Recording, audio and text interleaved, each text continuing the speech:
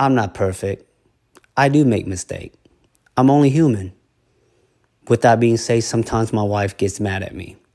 I might be unorganized. I might say the wrong thing or do the wrong thing. But that's just part of marriage, y'all.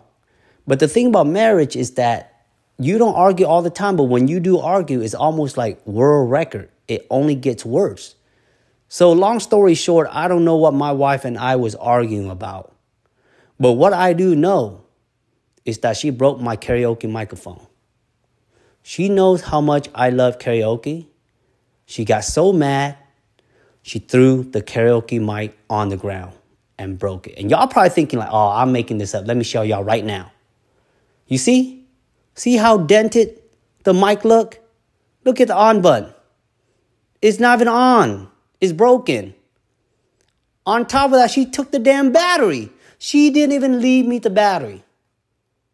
See that? All right, back to the nail tutorial, guys.